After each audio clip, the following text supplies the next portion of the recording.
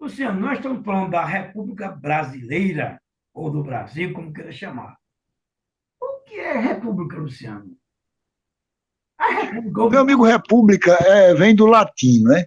Hum, Significa coisa do povo. E pelo que nós vimos até agora, eles decidiram usar uma palavrinha estranha para golpe. Proclamar. Nada foi um golpe. Até agora, a eleição do primeiro civil, você vê que o povo está distante.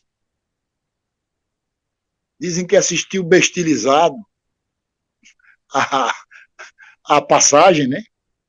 é. Pensar que é uma troca de guarda, né? Que era um desfile, era uma É troca. verdade. Sim. E aí, meu amigo, é a partir desse primeiro presidente eleito, prudente, que você vai notar povo. Povo sofrendo, não povo beneficiado, porque o Brasil profundo, diríamos assim, o sertão, vai sofrer a perseguição, sentir as garras da República num levante de caráter messiânico, que é o levante de Canudos, né?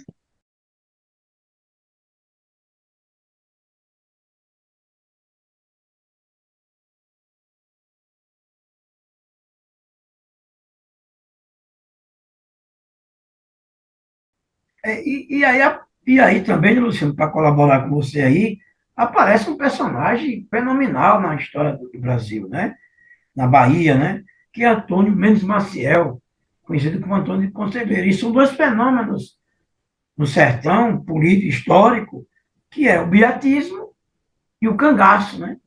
Os beatos eram pessoas que pregavam o evangelho de forma livre, não estavam vinculados à Igreja Católica, realizavam, construíam cemitérios, faziam batizado, e ele vai aglutinar essa população oriunda dos coronéis, oriunda do voto de Cabresto, e vai propor a terra prometida. E eu acho inadmissível chamar um cara desse de louco. Ele usou a palavra do povo, ele usou a fé do povo e para mobilizar essa população.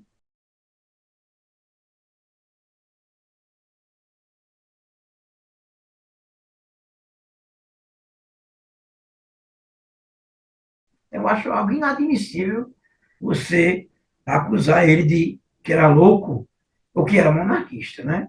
Então é algo fantástico, né?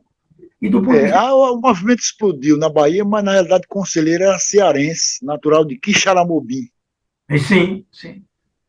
É um beato andarilho, né? Só uma dica de leitura muito boa, além dos sertões, se você quiser conhecer profundamente Canudos, Ariano Suassuna tem um romance da Pedra do Reino que fala dessa questão desses movimentos religiosos.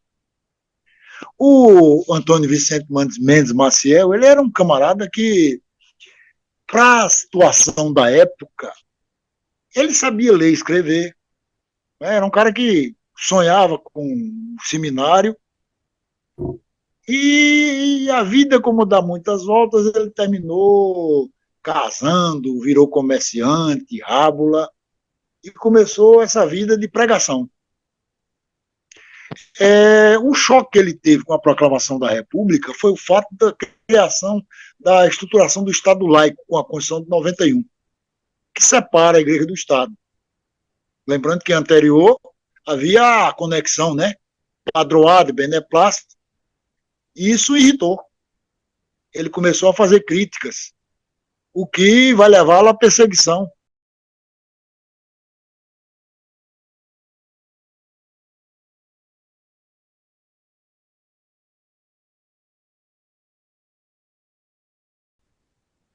Perseguido, ele foge no interior da Bahia, em Uauá, ele funda o Arraial do Belo Monte e cresce. Vira a segunda maior população depois de Salvador, a capital. E nesse universo místico, né, desse arraial, havia uma certa distribuição, equilíbrio entre a miséria, diria assim, porque você não tem nem rico nem pobre, o fruto da produção era dividido entre todos, menino na escola, o povo vivendo para a religião, seria um polo que a República poderia observar e multiplicar. Mas aí, na medida em que Canudos vai crescendo,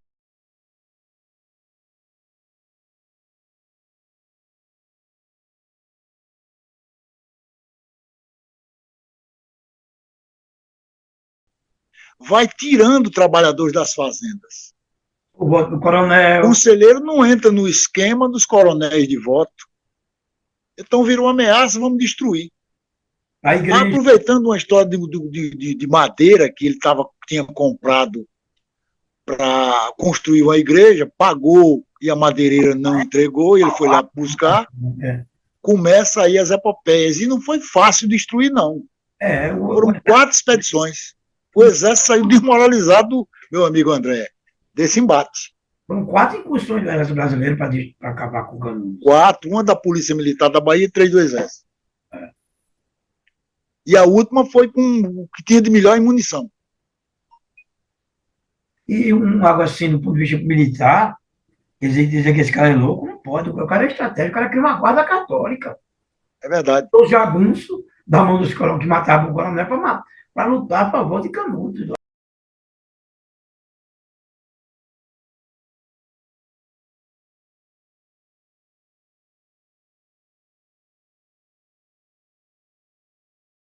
Arraial.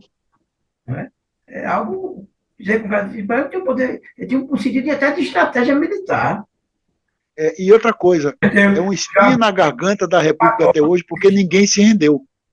Sim. Ninguém baixou o lombo para esse projeto. E tem dois elementos importantes aqui do ponto de vista militar. Era o Pajeú, que ele assassinou o João Abade. César, que era cortar a cabeça lá de Florianópolis, lá, né? Que virou Florianópolis. E João Abade, que era o cara que cuida das finanças de Canudos. É fantástico. Os caras são dois personagens importantes aqui, do ponto de vista militar e do ponto de vista econômico. Ele arregimenta, né? Para isso aí dizer que um cara desse é louco, não tem cabimento no negócio É desse. verdade. Então a gente vê que a República ela tem levantes contra essa questão Tem como e vários. de participação popular, né? De uma É elite, verdade. uma elite que ainda mantém laços escravocratas, ela tem reações. Nesse contexto, Luciano, a gente vai para o outro governo, que é o Campos Salles, né? Suspensão de auxílio à indústria, o modelo agroexportador se mantém, né? Se mantém E tem a renegociação da dívida externa.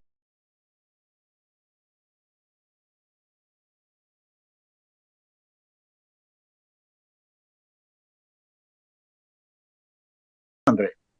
e a política de governador, né? Que era quase, né? Ele vai rolar a dívida externa brasileira. Me perdoe o inglês, eu não sou lá muito bom. Funding loan. É o acordo feito com os banqueiros, que ele consegue prazo, né? Jogar. Ele, na verdade, empurra a dívida externa para mais adiante. Sim, dívida mais. Contrai novos empréstimos, junto o antigo com o novo, empurra para que o próximo pague. E um elemento aqui importante também depois. É a política de governadores, né? Esse laço. E aí é selado uma aliança para manter esse setor cafeeiro no comando do Estado brasileiro. E um elemento importante que você está colocando aí também, que eu me lembrei, é que só os dois estados que governavam o país. Os dois eixos econômicos. São Paulo e Minas Gerais. Os maiores em café e o maior em voto até hoje.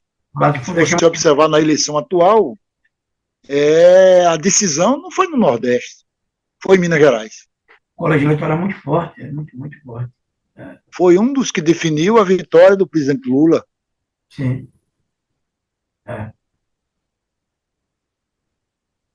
E tem outras insurreições, né? Outras lutas, outras revoltas. Como é que chega em Rodrigues Alves, estoura na capital do Rio de Janeiro, né, que era a capital do Rio, na época, do Brasil, aliás, que é o governo de Rodrigues Alves, a revolta da vacina.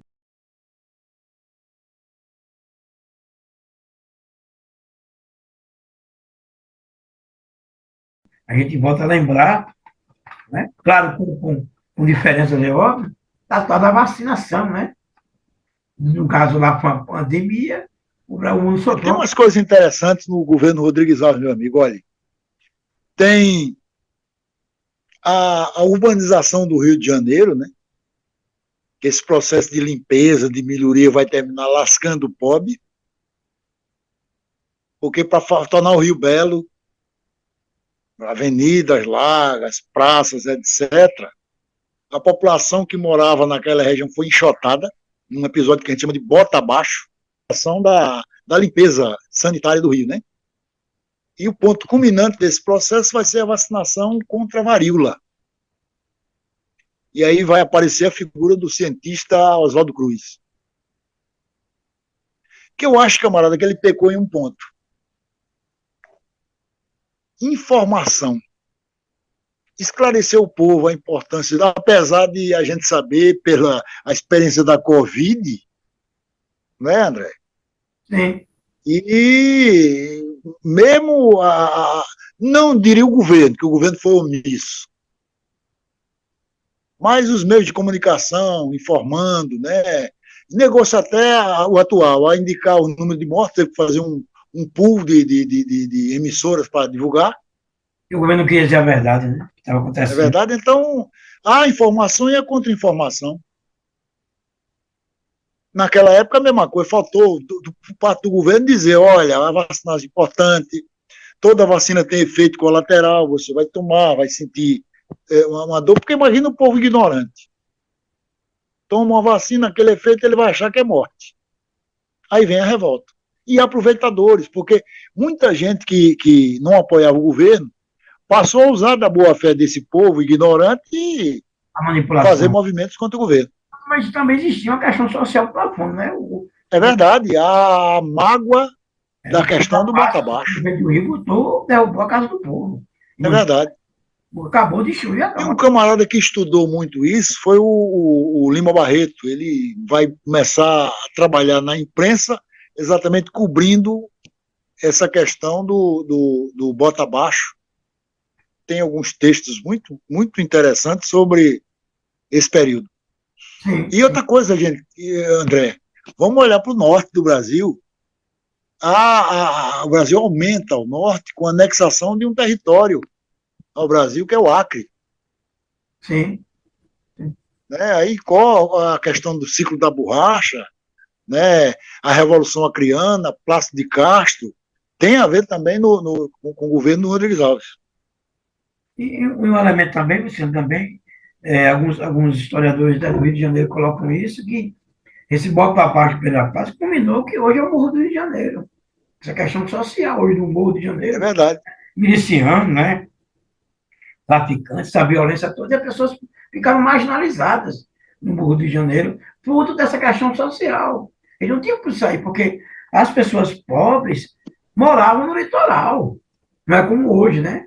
Hoje querem ir para a orla marítima. Mas quem morava na orla marítima eram os verdadeiros donos, que eram os pescadores, vinham da pesca. Você pega É? Maceió, Sim, nesse período onde era o polo da elite, era bebedouro. sim, Você lê Graciliano, vai ver que a sim. galera se concentrava ali. Da cidade, né? A de lê perto de É, Maju, a perto região hoje de Pajuçara, Ponta Verde, era sítio de coqueiro é isso, isso, isso. e vila de pescador. E tem as balanças de peixe ainda, de Jaraguá, aqui na Ponta Verde, Exatamente. na Pajuçara, sim, sim. Outro movimento, Luciano, que a história agitada, como dizia Mayakovsky, no, nesses governos aí, né, o governo Rodrigues Alves, a gente vai para o governo do Afonso Pena. E uma Mantém curiosidade sobre Afonso Pena, ele morreu, né? Antes de terminar o mandato. sim, aos empréstimos, né? Existe aí o subsídio ao café, os próprios cafeicultores vão se contemplar para valorizar o preço do café, se manter esse subsídio aí. É o que marca o governo dele. No governo Nilo Peçanha, a gente vê aí a criação da FUNAI,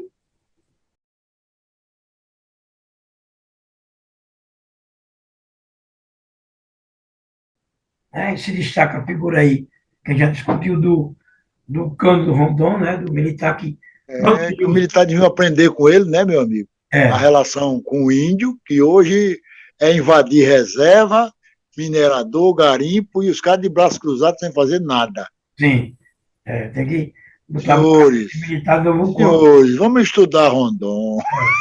É verdade. Senhores Rondon, não envergonhe o velho. Nesse resumo que a gente está fazendo, quando a gente chega no governo do Hermes da Fonseca, há um fenômeno assim fantástico, eu acho assim no Nordeste interessante, que é a tal da política salvacionista. Aparece o personagem do presidente, que é Hermes da Fonseca, e a figura de Padre Cícero,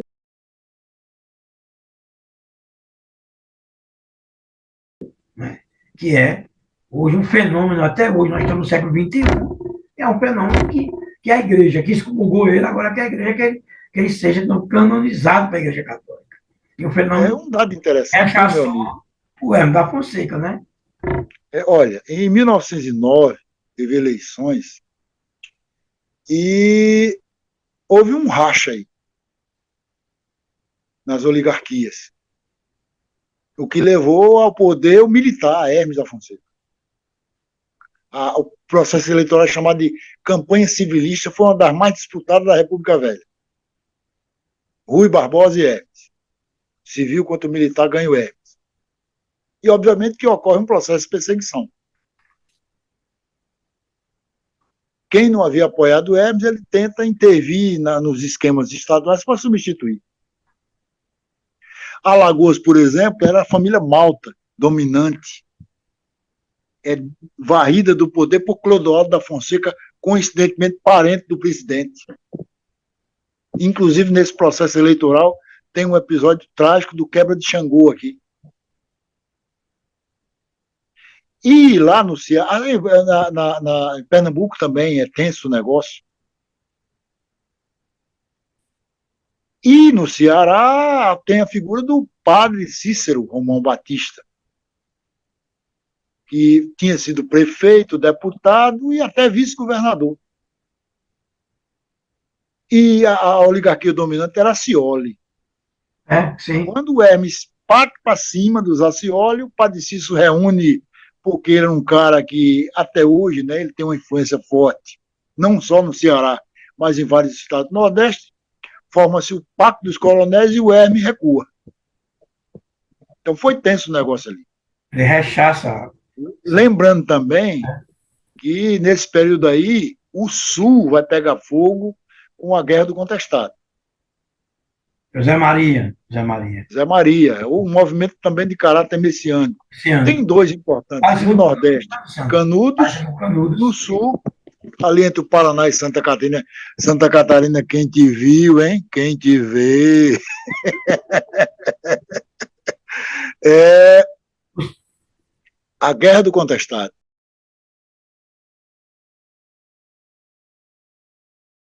A coisa começa com uma madeireira, né? Que é explorada por um capitalista chamado Percival Facquá, a superexploração, a reação dos poceiros é feita a partir do monge, que reúne tropas, e o governo, adivinha de que lado ficou? Do lado da madeireira, e sentou a ripa. Movimento messiânico, o resultado final é catástrofe. Bagaceira em Canudos, bagaceira na região do Contestado. E a gente observa de novo, estou sendo repetitivo, até didático, o caráter da República Brasileira, né? Golpista, conspiratória e de revoltas. Né? E excludente. Excludente. Agora, outro movimento que também está no governo da Fonseca é a revolta da Chibata, né? Um fenômeno que se dá na Marinha de Guerra do Brasil, uma marinha composta de maioria afrodescendente, os castigos, né? e a figura de João Cândido.